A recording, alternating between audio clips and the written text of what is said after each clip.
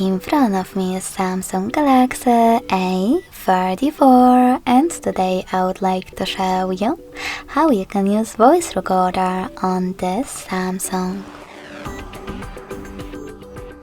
Firstly, access voice recorder app. Then choose while using the app and tap on Allow. Now you can click on those three dots at the top right corner, click on Settings, and manage all of them however you wish to. When you finished, go back and start your recording by tapping on this red button. Then select Allow one last time.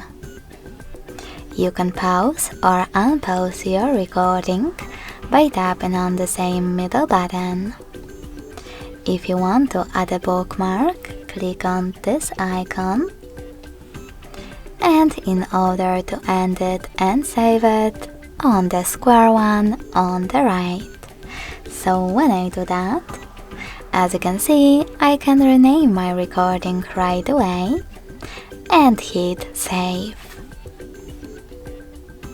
Now it was successfully created. In order to listen to it, click on it. If you wish to get rid of it instead, hold it. Select Delete All at the bottom and confirm your choice in the pop-up. Thanks so much for watching. If you enjoyed this video, smash that like button, comment and subscribe. Bye!